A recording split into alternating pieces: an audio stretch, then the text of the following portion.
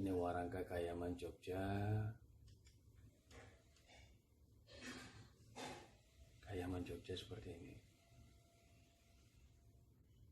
Dedernya Jogja, selutnya perak, mendaknya sepuan emas, pendoknya juga.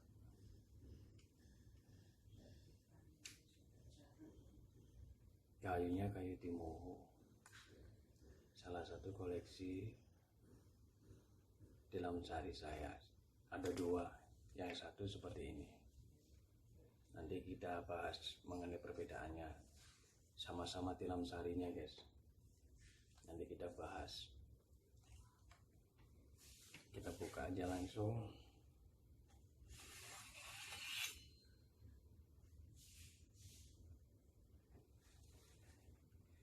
Jadi keris tilam sari itu seperti ini guys.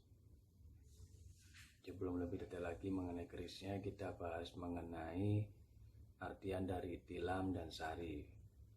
Tilam itu merupakan artian dari kata pembaringan atau tempat alas tidur untuk beristirahat. Jadi Bismillahirrahmanirrahim merupakan tempat pembaringan atau alas tidur untuk beristirahat. Itu makna dari tilamnya. Sedangkan sari itu merupakan artian dari haruman, bau wangian yang semerbak. Jadi nanti ada keterkaitannya antara tempat pembaringan untuk peristirahatan dan juga dari sarinya, dari haruman wangian yang semerbak. Jadi keris tilam sari ini pada era dahulu kala, mungkin kakek-kakek saya atau leluhur saya yang dulu, orang-orang Jawa yang dulu ya, keris tilam sari ini dipercaya dapat mendatangkan kebahagiaan. Filosofi dari keris ini juga kesejahteraan, juga kemuliaan, juga kedamaian, keharmonisan keluarga, dan juga bisa sebagai mengharumkan nama kita bila kita mau melakukan kebaikan antar sesama terhadap siapapun itu dan dihormati oleh banyak orang, serta senantiasa dapat perlindungan dari Sang Pencipta. Jadi banyak banget tilam sari ini maknanya. Tapi semua itu juga tidak luput dengan kita selalu berikhtiar, kita selalu mendekatkan diri kepada Sang Pencipta agar filosofi yang tertuang terhadap keris ini, tuannya juga mengiringi diri kita. Kalau filosofi kerisnya baik, tapi tingkah laku kita nggak baik, ya itu nggak sinkron, nggak akan nyambung. Jadi keselarasan antara keris dengan pemiliknya tidak akan nyambung. Jadi itu harus diimbangi juga dengan diri kita. Kalau filosofinya keris itu bagus, ya kita harus lebih bagus lagi. Seperti itu ya guys ya, tilam sari itu. Dan seperti halnya keris tilam sari ini juga sama seperti keris tilam upi. Bedanya nggak ada ini. Tilam upi dia langsung seret tanpa ada cekungannya di sini. Kalau tilam sari ada. Nah ini kan ada cekungannya. Kalau tilam upi dia langsung di kelalisnya seret naik tanpa ada cekungannya di sini. Di atasnya di kelalis. Jadi tilam UP ataupun keris tilam sari ini juga banyak dijumpai di masyarakat Jawa, ini banyak dijumpai karena keris-keris seperti ini sebagai keris perlambang dalam artian di sini itu sebagai pusaka piandel untuk keluarga. Jadi nenek moyang dulu atau kakek dulu itu selalu mewariskan keris tilam upi, tilam sari. Biasanya bergandeng dengan keris brojol dan juga keris jalak sangu tumpung. Itu selalu diwariskan kepada entah itu anaknya, nanti nurun ke cucunya. Sebagai gambaran, sebagai harapan leluhur itu meninggalkan keris di jenis ini agar kelak bisa mendapatkan keharmonisan, bisa mendapatkan kehidupan yang tenang, yang nyaman dalam berumah tangga kelak, dalam berkehidupan dia sendiri kelak. Yang intinya keris ini tuh sebagai filosofi dasar hidup kita. Dan semuanya kembali tetap kita selalu berikhtiar kepada Sang Pencipta. Jadi keris ini melambangkan filosofi ajaran hidup. Kalau kita mau tenang, kita harus seperti apa? Ya gampangannya kita melakukan sholat, gampangannya kita berzikir, gampangannya kita bersedekah, hati kita tenang, pikiran kita pun tenang. Ya semacam itulah keris ini.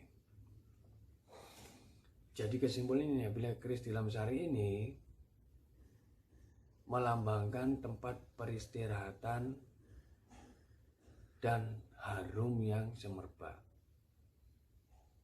Tempat peristirahatannya apa? Tempat peristirahatan kelak. Karena semua manusia itu pasti akan meninggal.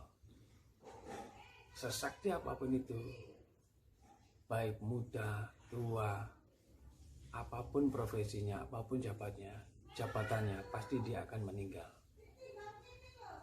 Dan meninggal itulah tempat peristirahatan terakhir kita yang selalu diberikan wewangian melalui media atau sarana bunga, termasuk sari tadi itu, biar wangi tempat pembaringan terakhir kita itu.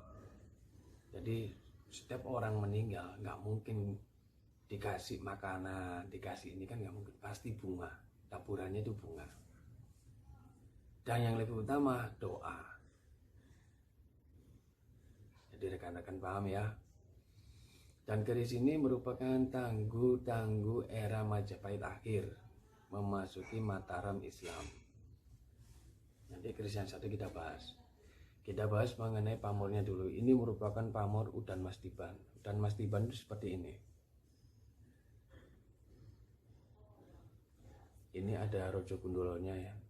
Mungkin kalau rekan-rekan lihat, pernah saya foto, semacam kayak kakek ini.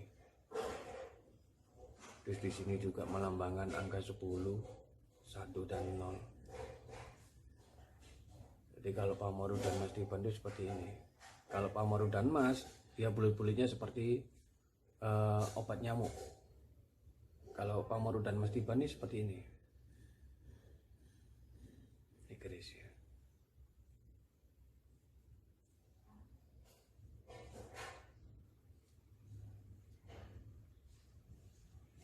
Kerisnya seperti ini. Pamor Udan Mas Diban. Jadi pamor Udan Mas Diban dengan pamor Udan Mas saja itu berbeda di corak pamornya saja. Tapi mengenai filosofi mengenai pamornya sama saja, nggak beda jauh tentang kerejekian. Dan kembali lagi mengenai pamor ini, kenapa ini pamornya dinamakan pamor Udan Mas Diban? Karena memiliki pesan moral dari pamor Udan Mas Diban ini.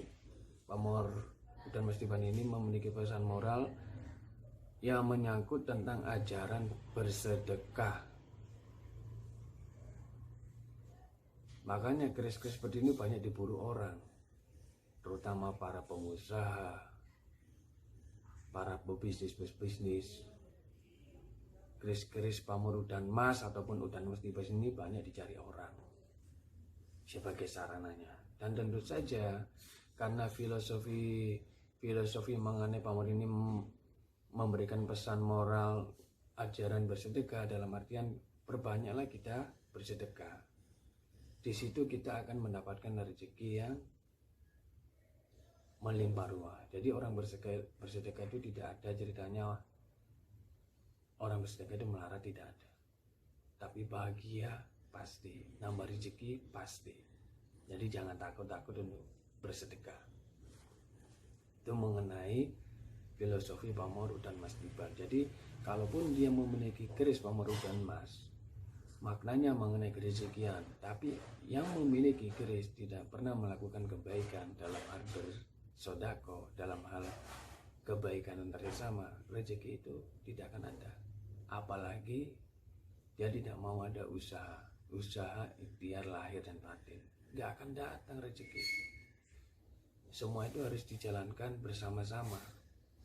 Jadi biarpun kerisnya itu bertuah kerezekian, tapi yang punya hanya mengandalkan ini, ya nggak ada apa-apanya. Tidak ada keselarasan. Jadi teman-teman paham ya, harus diimbangi dengan diri kita.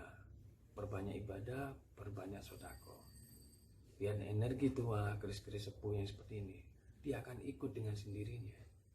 Gak usah diminta kayak gini, kita minta sama di atas. Yang di dalam tahu, dia akan ikut. Mengapa ini tangguhnya tangguh? Ciri dari keris Majapahit akhir masuk era Mataram. Kalau dilihat dari jenisnya, memang kayak jenis model keris Mataram seperti ini, besinya legam. Kayaknya ini campuran ini guys, besinya. Tapi kalau lihat tingannya, kayak tingannya Majapahit, nyaring ya.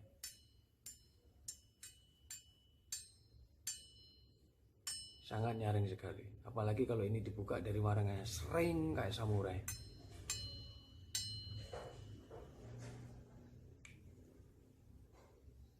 Jadi untuk keris yang satunya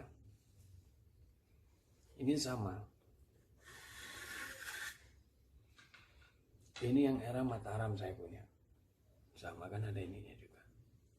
Ini ada cekungannya dia. Di sini. Habis gitu ini di kelalisnya. Ini juga sama di Lamsari. Cuma bedanya yang ini era Mataram. Yang tadi era Majapahit akhir masuk era Mataram awal atau Mataram Islam ya. Kalau ini masuk eranya di Mataram. Dari jenis besinya sudah kelihatan. Dia kokoh. Beda dengan tadi. Ini kan lebih tebal ya. Ini lebih tebal cirinya. Kalau ini kan dia lebih tipis, biarpun sama-sama legam ya besinya. Cuma ini lebih tipis dan lebih nyaring kentingannya.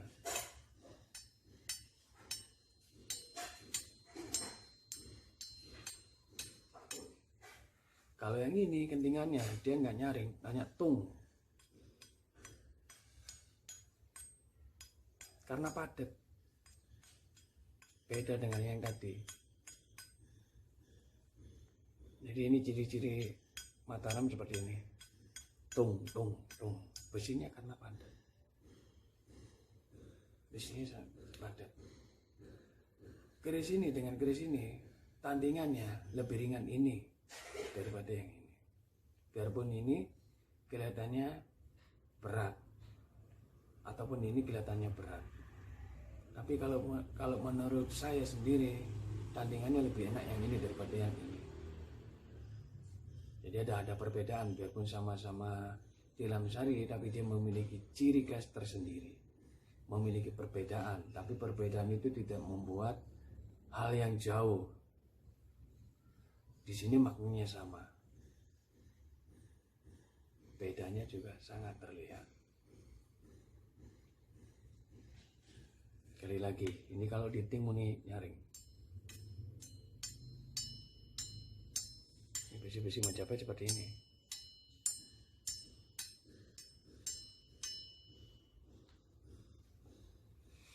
Jadi dari saya Ogi Keris mungkin sampai di sini dulu ya teman-teman, yang bisa kita bahas mengenai keris dapur di Lamsari. Mudah-mudahan apa yang saya ucapkan, mudah-mudahan apa yang saya jabarkan tadi ada hikmah buat rekan-rekan sekalian, ada pengetahuan tambahan yang bisa rekan-rekan dapatkan. Sekiranya ada penjelasan saya yang kurang atau mungkin rekan-rekan bisa menambahi, bisa ditambahkan di kolom komentar di YouTube channel Hoki Keris.